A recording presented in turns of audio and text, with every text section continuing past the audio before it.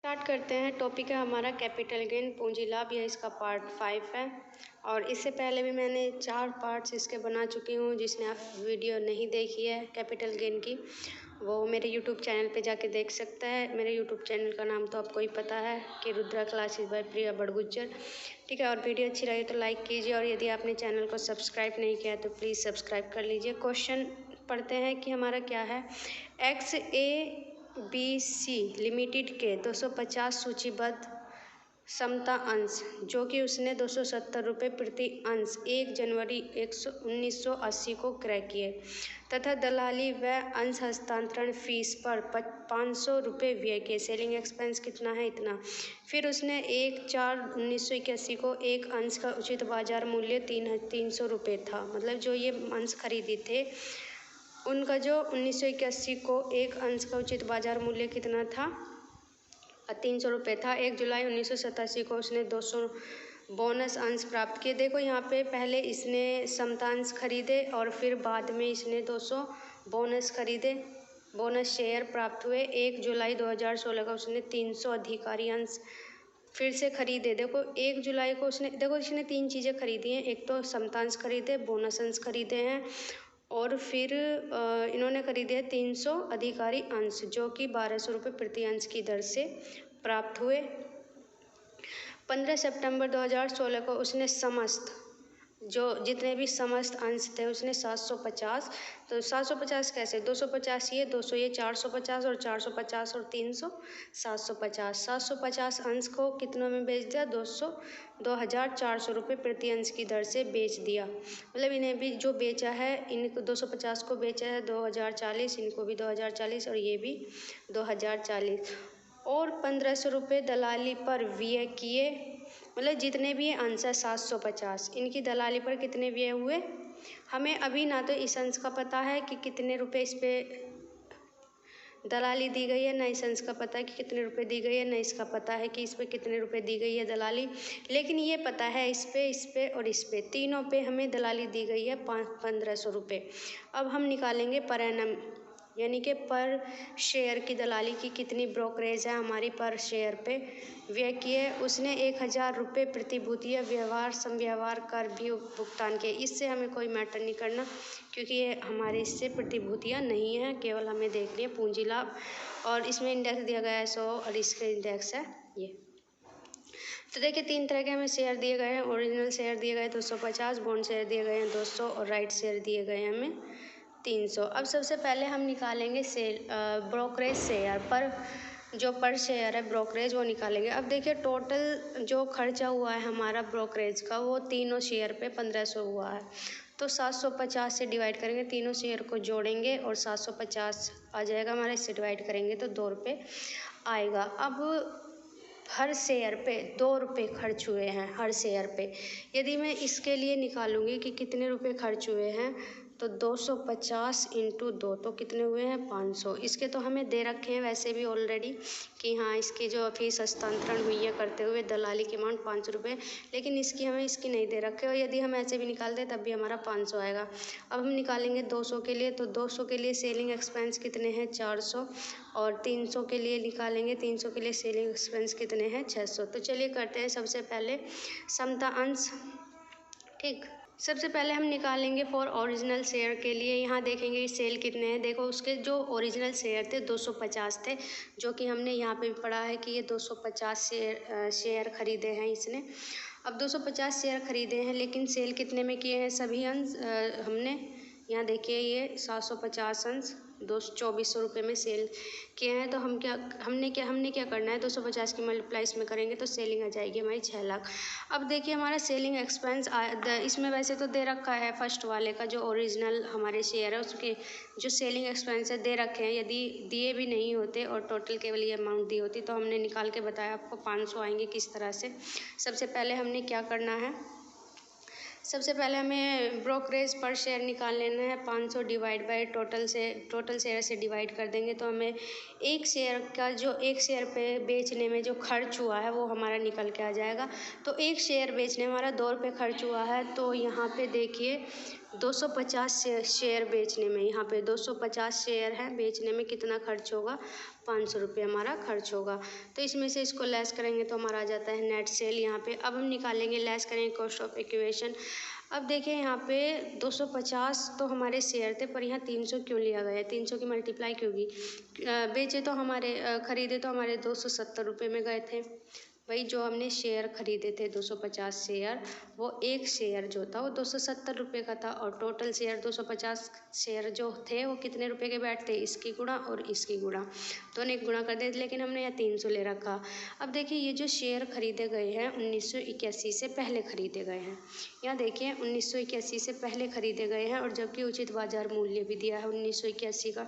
तो मैंने आपको पहले क्वेश्चनों में बताया था कि बाजार मूल्य लेंगे, ठीक, तो 300 रुपये बाजार मूल्य कितना है, 300 रुपये।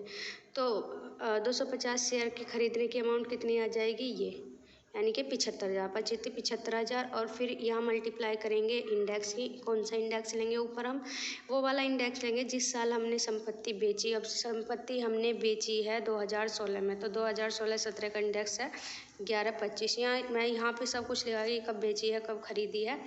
आप इसका स्क्रीनशॉट ले लीजिए यहाँ से, ताकि आप आसानी से इसको देख सकें, या इसको एक बार वीडियो रोक के उतार सकते हैं, ठीक, और फिर इसको सॉल्व करेंगे। तो यहाँ से हमने बेचने की अमाउंट इंडेक्स ले लिया बेचने वाला, ये आता है खरीदने वाला इंडेक्स, कि जिस साल हमने ख़रीदा उस साल का इंडेक्स। तो ये जो 250 शेयर है हमने कब खरीदे, 1980 और 81 में ख़रीदे, तो 81 और 82 का जो इंडेक्स है क्या गया, 100, तो यहाँ से आ जाएगा 100। इसको सॉल्व करेंगे तो हमारा आंसर आ जाएगा, या इसमें से इसको घटाएंगे तो हमारा, अब देखिए ये जो हमारा लेस का है इक्वेशन है, ये हमारा 8 लाख कुछ आ रहा है, जबकि हमारा नेट सेल आ रहा 5 लाख, तो हमारा लॉन्ग टर्म कैपिटल लॉस कहलाएगा, ना कि गेन। तो ये आ जाएगा माइनस में हमारा, यहाँ माइनस 2,44,250। ये तो हो गया हमारे ओरिजिनल शेयर। अब हम चलते हैं हमारे बॉन्ड शेयर, बॉन्ड शेयर को पढ़ेंगे।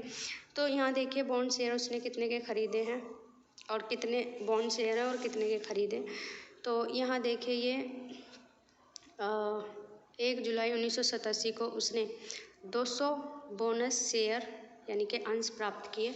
तो कितने अंश प्राप्त किए हैं, 200 अंश प्राप्त किए हैं। अब देखो उसने सभी अंश किसने में बेचे थे, 2400 में बेचे थे, 250 भी, 200 भी और 300 भी, सारे ही अंश उसने 2400 रुपये में बेचे थे प्रति अंश। तो इसकी वैल्यू, सेलिंग की वैल्यू आ जाएगी यहाँ 4,80,000, और इसकी सेलिंग जो हुई है, मतलब कि इस जो शेयर हैं ये बोनस शेयर हैं, तो बोनस शेयर को बेचने के दौरान जो उसका एक्सपेंस हुआ है, जो उसकी दलाली हुई है, मतलब जो उसका खर्चा हुआ है, वो कितना था, 200 इंटू, क्योंकि शेयर कितने हैं 200, और एक शेयर पे कितना खर्च हुआ है, 2 रुपये, तो 200 इंटू 2, तो ये आ जाएगा 400। यहाँ मैंने बता दिया है कि किस तरह से ये निकला है मेरा पर शेयर, ठीक है। तो यहाँ आ जाएगा हमारा 400 रुपये, इसमें से इसको लेस करेंगे तो मेरा आ जाएगा नेट सेल इतना, ठीक। अब देखिए यहाँ पे यहाँ कॉस्ट लेस करेंगे, नेट सेल हमारा इतना आ गया, तो लेस करेंगे कॉस्ट ऑफ इक्वेशन। अब इक्वेशन मैंने यहाँ नील माना है, क्योंकि यहाँ पे क्वेश्चन में जो हमने बॉन्ड्स खरीदे थे 200 बोनस अंश प्राप्त हुए, लेकिन इन प्राप्त तो हुए 200 बोनस, लेकिन इनके कितने में खरीदे ये अमाउंट नहीं दी गई। यहाँ ऊपर देखो दी गई थी 250 कितने में खरीदे, 270 और बाजार मूल्य 300, इतने में खरीदे, तो हमने मल्टीप्लाई किया और निकाल दिया। लेकिन यहाँ केवल बोनस ही दिया गया है, प्रति अंश नहीं दिया गया, पर शेयर नहीं दिया गया कि एक शेयर कितने में ख़रीदा है, तो हम इसकी इक्वेशन नहीं निकाल सकते। तो ये आ जाएगा नील, और इसमें से इसको लेस करेंगे तो ये कहलाएगा लॉन्ग टर्म कैपिटल गेन इतना। अब हम चलते हैं जो हमारा थर्ड वाला शेयर है राइट शेयर कितना है 300 का। यहाँ देखिए राइट शेयर निकालेंगे, और राइट शेयर देखेंगे कितने का है, कि राइट शेयर इसमें दिया है हमें 300 अधिकारी अंश 1200 रुपये प्रति अंश की दर से उसने खरीदे थे, और बेचे कितने, वही 2400 रुपये प्रति अंश की दर से उसने बेचे। तो सेल कितना आ जाएगा, देखो इसने 300 अंश खरीदे और कितने के रुपए के बेचे, 2400 रुपये प्रति अंश के हिसाब से बेचे, तो इंटू कर देंगे तो ये आ जाएगा 7,20,000। फिर वही लेस करेंगे ब्रोकरेज की, कितने की इनको सेल करने में यानी कि बेचने में, इन अंशों को बेचने में तो कितने की दलाली देनी पड़ी है उसे, मतलब खर्च कितना हुआ उसके, तो एक शेयर पे 2 रुपये हुए हैं। यहाँ पे मैं बता चुकी हूँ आपको किस तरह से निकला है ये, ठीक। और तो यहाँ पे मल्टीप्लाई कर देंगे इसकी, तो ये आ जाएगा 600, इसमें से इसको लेस करेंगे तो यहाँ आ जाएगा नेट सेल। अब यहाँ पे निकालेंगे हम कॉस्ट इक्वेशन। कॉस्ट इक्वेशन में निकालेंगे हम, देखो 300 हमारे शेयर थे और कितने रुपए प्रति रुपये की दर से खरीदे थे, 300 अधिकारी अंश 1200 रुपये प्रति दर से खरीदे हैं। तो इंटू कर देंगे 1200 की, तो ये हमारी अमाउंट आ जाएगी 12×36, यानी कि ये आ जाएगा हमारा 3,60,000। अब देखिए यहाँ मैंने यही वैल्यू ली है। अब देखिए ये खरीदा भी इसी 2016 में गया है और बेचा भी 2016 में गया है और ख़रीदा भी 2016 में गया है। यहाँ ऊपर आता है जिस साल हम जो अपनी संपत्ति को बेचते हैं उस साल का इंडेक्स, तो ये रहेगा, और जिस साल हम अपनी संपत्ति को खरीद रहे हैं उस साल का इंडेक्स, तो ये आएगा। अब यहाँ क्या हुआ है, मैंने दोनों में सेम ही इंडेक्स लिया है। देखो 2016 का जो इंडेक्स है वो हमारा 1125 है, तो हमने ख़रीदा भी 2016 में और बेचा भी 2016 में है। तो हमारा इसको सॉल्व करके आया 3,60,000, इसमें से इसको घटाएंगे तो हमारा आ जाएगा ये, तो ये कहलाएगा हमारा शॉर्ट टर्म कैपिटल गेन। अब शॉर्ट टर्म कैपिटल गेन क्यों कहलाएगा, क्योंकि हमने 1 साल के अंदर सी संपत्ति खरीदी और 1 साल के अंदर ही बेच दी। यदि हमारा 3 साल का डिफरेंस हो जाता, 3 साल के बाद हम बेचते, तो हमारा हो जाता लॉन्ग टर्म कैपिटल गेन।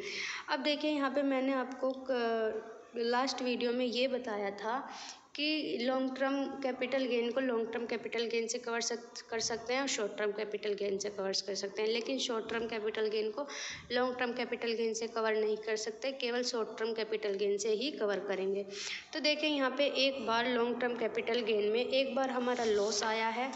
यहाँ देखिए एक बार जो हमारे ओरिजिनल बॉन्ड्स थे उसमें हमारा लॉस आया है, और जो एक बार अब जो हमने निकाले हैं ये शॉर्ट टर्म कैपिटल गेन है, इसमें हमारा प्रॉफिट आया है। और जो हमारा ये यहाँ देखिए नीचे ये भी हमारा लॉन्ग टर्म कैपिटल गेन है, तो यहाँ हमारा गेन आया है और यहाँ लॉस आया है। तो इसमें से ये वाला जो हमारा प्रॉफिट है इसमें से इस लॉस को कवर कर सकते हैं, क्योंकि ये भी लॉन्ग टर्म है और ये भी लॉन्ग टर्म है। लेकिन यदि शॉर्ट टर्म का लॉस होता तो हम कैपिटल गेन से कवर नहीं कर सकते, तो उसे एज इट इज़ ऐसे ही दिखाते। तो हमने क्या करना है, taxable short term capital gain कितना है ये अलग दिखाएंगे, और taxable long term capital gain कितना है। फर्स्ट वाले का जो ओरिजिनल जो सेकंड वाला था हमारा ये बोनस शेयर का, इसका आंसर आया था हमारा गेन में 4,79,600, और ये हमारा लॉस आया था 244 जो हमारे ओरिजिनल बॉन्ड्स थे। तो इसमें से इसको लेस के आंसर, तो एक आंसर इसका ये है, एक आंसर इसका ये है। तो टैक्सेबल जो शॉर्ट टर्म टैक्सेबल वो इतना है, जो लॉन्ग टर्म टैक्सेबल है इतना है। इस तरह से इस क्वेश्चन को करेंगे। मैं फिर से एक बार आपको क्वेश्चन दिखा दूँ और आप इसका स्क्रीनशॉट ले लीजिए और इसको अच्छे से समझिए। तो देखिए क्वेश्चन तो है ये हमारा, और मैं इसके आंसर भी बता दूं कि किस तरह से इसके आंसर निकले हैं, तो उसका भी आप स्क्रीनशॉट ले लीजिए। तो यहाँ तो ये ओरिजिनल बॉन्ड्स का हो जाएगा, इसका स्क्रीनशॉट लीजिए, और यहाँ भी ये बोनस शेयर का हो जाएगा, इसका भी स्क्रीनशॉट ले लीजिए, ठीक। और ये हमारा राइट शेयर का है, जो हमने राइट शेयर खरीदे थे 300 के, और ये हमारा है जो फाइनली हमारा आंसर आया है। और ये वाला एक स्क्रीनशॉट और ले लीजिए आप यहाँ से कि हमने ब्रोकरेज पर शेयर किस तरह से निकाला है, यहाँ ये, ठीक। तो ये क्वेश्चन यही समाप्त करती हूँ मैं, क्योंकि ये हमारा कंप्लीट हो चुका है और ये टॉपिक भी आज कंप्लीट हो चुका है। कल से हम नेक्स्ट टॉपिक स्टार्ट करने वाले हैं। और वीडियो को शेयर ज़रूर करना, लाइक भी ज़रूर करना, और यदि आपने चैनल को सब्सक्राइब नहीं किया तो प्लीज़ सब्सक्राइब कर लीजिए। मुझे उम्मीद है कि आपको अच्छे से समझ में आया होगा, और यदि 1% आप कहीं मिस हो जाते हैं तो आप मुझे कमेंट बॉक्स में लिख सकते हैं कि आपको किस चीज़ की आवश्यकता है, तो मैं उसी पर आपको वीडियो बना के डाल दूँगी कि किस टॉपिक पर आपको वीडियो चाहिए, मैं उस टॉपिक पर ही वीडियो बना के डाल दूँगी। तो वीडियो अच्छी लगी तो शेयर ज़रूर करना, थैंक यू, लाइक भी करना प्लीज़।